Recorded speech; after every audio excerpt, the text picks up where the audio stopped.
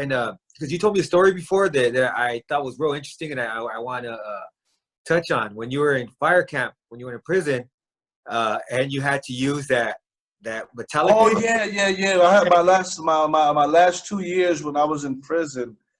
They shot me to a fire camp. Of course, one of the homies was like, "Hey man, if you get the opportunity to go to fire camp, go to fire camp. I mean, you make good money, and plus, it'd be more laid back, and you can get out sooner."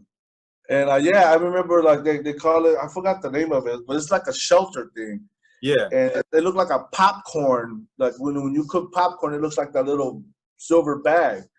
Yeah. And I remember we deployed it, and I remember that I did that like twice. I think that we had to get up under there, and we stood there like for about 45 minutes, almost an hour, to the fire, because we had fires on both sides, and I remember getting in that thing because I used it, and it actually saved me, And I actually, in one of those fires, I actually saved somebody from falling off the cliff. Damn. And the guy they call it the captain, who's actually the guy that runs the whole crew, was he actually seen it. A lot of people seen it, and they were like, you know what? He recommended it, and they actually, when I went to board, for parole board, they actually knocked down 6 months, and I actually got out early. But once again, I ended up getting deported, and I went back. And that's when I went to why I went to Atlanta, and now this is where I'm at.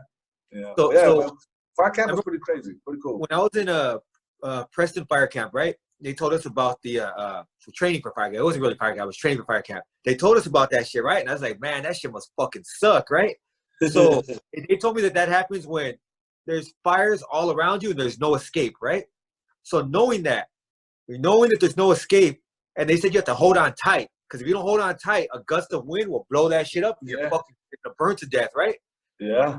How was it for 45 minutes holding that shit down? Like, just knowing, like. And you know what? And I'm not gonna lie, I was God, please, just help me hold this thing down, because you can hear the wind, you can hear the fire, and you can feel the heat, the cracks and everything, the crackling and all that stuff. So I'm down there just holding on tight, and I just remember just praying, like, God, just let this go by. Please don't let us, don't let nothing happen to us.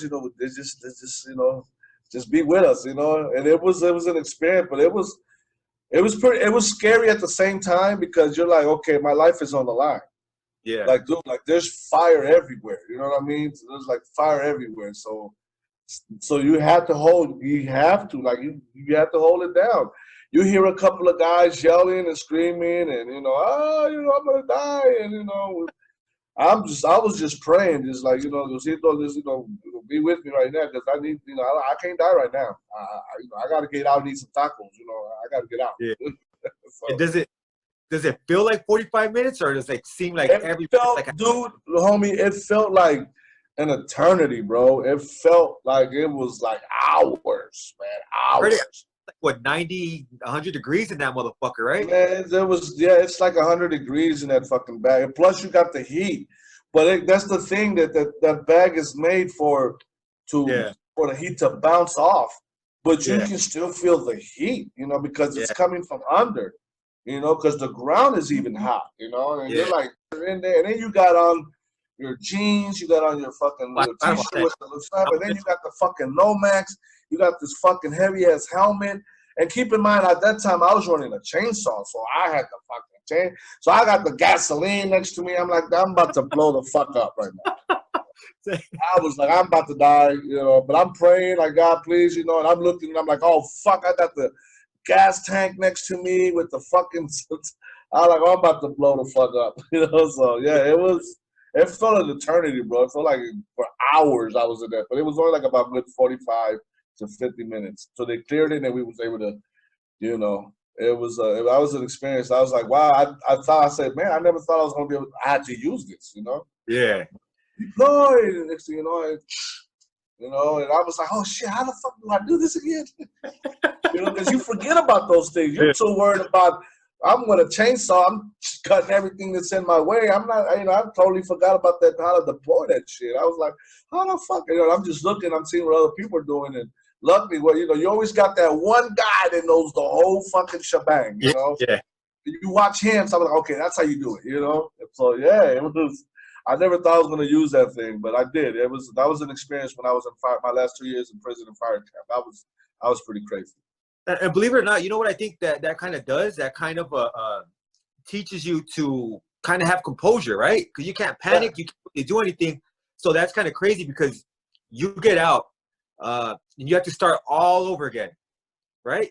You have to start all over again in Mexico to a whole new life you're not even used to, but you got to keep your composure, right? Like you can't break, you can't panic. It's like, fuck, it is what it is. Like, I'm just gonna hold on for life. You know what I mean? I'm gonna do what I gotta do, and I'm gonna push forward. Because like, if you panic at all in that thing, you stop to fucking wipe the sweat off your forehead. You're burning to death. You know what I mean?